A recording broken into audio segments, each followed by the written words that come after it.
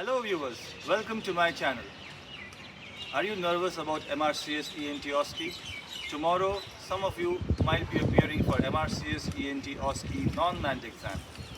This video will help you remember some things that may help you avoid some commonly made mistakes during MRCS ENT OSCE. So this is my last minute advice to you. I hope you will like this video. So you must be aware of the fact that MRCS ENT OSCE is a two-part exam, the non-mand exam and the mand exam. Non-mand exam can be taken from the comfort of your own home, but there are things that you have to remember regarding this. First and foremost, remember the time of the exam. The time of the exam, in all likelihood, will be provided to you in an email in BST. What is BST? BST is British Summer Time. It is not the same as GMT or Greenwich Mean Time, and it is very important that you convert BST to Indian Standard Time in order to know exactly the time when your exam will start in India. Of course, if you're taking the exam from within the United Kingdom, as I had done during May 2023, then you don't really have to worry about the time because you just have to follow the local time. But if you're taking non-manned exam from the comfort of your own home outside the United Kingdom, please don't forget to convert BST to IST, and BST is not the same as GMT. In fact, there is a full 1 hour difference between BST and GMT. BST is 1 hour ahead of GMT. So if you get confused and end up converting the wrong time, you might lose out 1 out of the 2.5 hours that the entire duration of the exam is. So very, very important, convert BST to Indian Standard Time. For simplicity's sake, if it is 2 p.m. BST, then it is 6:30 p.m. IST. Don't get this wrong. It's very important that you get all 150 minutes of the exam available to you, and this can be a mistake that people have made and you should definitely avoid. So with this out of the way, let's move on to the second point. Now that you have double checked and triple checked the exact time when your exam starts, you should be aware of the location of the non-manned exam. As I have previously stated, non-manned exam can be taken from the comfort of your own home. However, there are some important stipulations that you should be aware of. These stipulations will be intimated to you by email. However, this is something that you should remember, because if you run afoul of any of these stipulations, there is a possibility you might be flagged for suspicious behavior, and being flagged for suspicious behavior is worse than failing the exam. Why is it worse? Because not just will your result for this exam be withheld, you might be prohibited from taking MRCS ever again, until and unless you can prove that your behavior was not suspicious. So what are these stipulations? Number one, you should be in a room which is completely silent. There should not be any noise coming from within the room or from outside the room. So if you are taking it from your own home, please tell your family members to maintain as much silence as is possible for the entire duration of the exam. As you know, this is a 150-minute exam, so it is a long duration, but you need full cooperation of your family members to maintain absolute silence. Also, while you are reading the question, please don't make the mistake of reading the question aloud. Even if you are reading the question in your mind, if your lips are moving while you are reading the question, you might be flagged for suspicious behavior. Why is it so? Because you are monitored throughout the exam using the webcam of your own computer, and the person watching you during the exam might feel that you are asking the answer to someone who might be out of the frame, maybe hiding somewhere in the room, or maybe in the adjoining room listening to your questions. So please don't make the mistake of reading questions loudly or even moving your lips while reading the question. Throughout the exam, stare at the webcam as much as possible. Basically, stare at your computer screen. Don't look to your left or to your right. This is very, very important. You might think you are alone, but you will be watched throughout the exam, because this is a proctored exam where the person watching you is monitoring you through the webcam of your own computer. Another thing that is very important is nobody should knock on your door during the exam. Even loud sounds outside the room can be flagged as suspicious behavior. Very, very important. Also, while you are taking the exam, remember that some questions may not be straightforward. It might require a little bit of extra analysis. Don't spend too much time analyzing a single question. You will have 20 questions. Each question will have several subparts. Some will require analysis, some will be straightforward. The ones that require analysis should be analyzed, but if you find yourself spending too much time on a single question, it is better to leave it for the end of the exam. Then you can always come back to it. Also remember not to write long sentences because frankly you don't have time. You only have 150 minutes for 20 questions, so write as much as is necessary, but not too much. Let's move on to the next piece of advice. Now that you know that you should not write too much, you should also know that you should not write too less. What do I mean by this?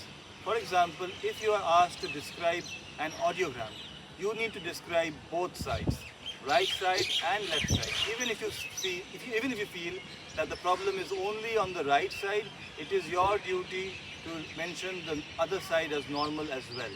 So both sides should be described, not just one side. Similarly, if you have a CT scan picture or an MRI picture and you find a lesion on one side, just mentioning the name of the lesion is not going to be enough. You should also mention the side. For example, right side peritonsillar abscess or left side peritonsillar abscess or right vestibular schwannoma, instead of just writing peritonsillar abscess or just writing vestibular schwannoma. Very, very important. If you find a diagnosis like guanal atresia, very important to write right-sided guanal atresia or left-sided or bilateral. Also mention membranous or bony if you can differentiate between the two. If you're asked to diagnose a disease like chronic otitis media, always mention the size. So these might appear to be very simple, but these are the simple things that people have often messed up, and they may be the difference between passing and failing. So please don't forget these things during your non-manned exam. As far as the manned exam is concerned, you have the benefit of taking the non-manned exam from the comfort of your own home and 10 days later going to Ireland in this case, because manned exam is in Dublin, to take your manned exam. During the manned exam, it's very important that you reach ahead of time. Reach Dublin at least 2 days before the date of your exam so that you can acclimatize yourself with the climate and the location and the other factors there.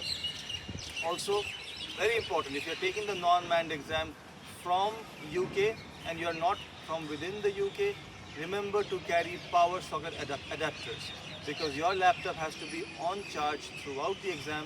You don't want your laptop to crash during the non-manned exam. If your laptop crashes during the non-manned exam, it is the worst thing that can happen. So very important that you ensure that your laptop meets the technical specifications mentioned to you in the email that you may have received from the Royal College of Surgeons or the third party. So your laptop has to be of impeccable quality. It should match the technical specifications so that it does not crash during the exam. Also, Wi-Fi connectivity is of paramount importance. Have the best possible Wi-Fi that you can possibly get, because hotspot is not going to be enough. You want Wi-Fi to be there consistently throughout the 150 minutes. So that was a digression where I went back to non-manned exam. Coming back to manned exam, during the exam, it's very important that you know where the exam is. So go and check out the venue of the exam one day before the exam so that you can understand how to travel to the exam venue on the day of the exam. If the time, always reach at least an hour before the exam so that even if you reach too early, you will have provisions to wait within the venue. But if you reach late, it will add to your stress and it might even subtract from the time made available to you for the exam. So don't be late. It's better to be an hour early. Once you arrive at the exam venue, there will be a briefing session before the exam where you will be explained in excruciating detail exactly what to expect during the exam. Please don't be intimidated by this. Feel free to ask any question that come to your mind. It will not be held against you. During the exam, in a typical OSCE station, you have the examiner who is typically silent during the exam. There is an actor who plays the role of the patient, and he or she will play the role of the patient perfectly. You will not be able to tell the difference. Don't worry about the accent. They know that this exam is taken by candidates from all over the world, so they do make an effort to speak in a manner that you can understand easily. However, if you can't understand them, there is no harm in politely asking them to repeat.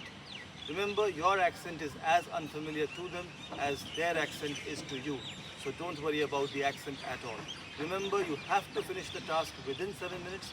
This requires a lot of practice, and I hope you watched my practice with Puspen videos. Maybe that would have helped you. all the best for that. So remember to read the question very, very carefully. Sometimes there are prep stations where you can read the question for 7 minutes and prepare yourself mentally for the task ahead. If the question says discuss with patient, then you have to discuss with the patient. If the task says discuss with the examiner, then you have to discuss with the examiner. But sometimes, even if there is no discussion mentioned in the task explicitly, examiners do jump in and tend to discuss with you. This happens very rarely. However, if it does happen, don't be rude to the examiner. Ultimately, the examiner decides your fate. So be polite and discuss whatever they want to discuss with you during the exam. There will be a person present during the manned exam who is in charge of ensuring whether there is any discrimination or not. If you notice an issue, please feel free to contact him or her and mention any issue that you might have faced. Again, the Royal College of Surgeons are very receptive to feedback.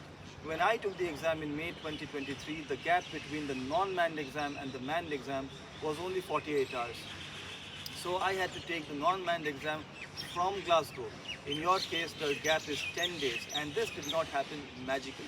It happened because we gave feedback, and to their credit, they responded very favorably to the feedback we provided. So now the gap is 10 days, so now you have the opportunity of taking non-manned exam from your home country, which may be outside the UK, and then travel to the UK, or in this case Ireland, to take the manned exam. Be very careful about the points I mentioned, and I hope your exam goes splendidly. You got this. I know you will do really well. All the best to you. Take care. Bye-bye. And please, don't forget to be awesome.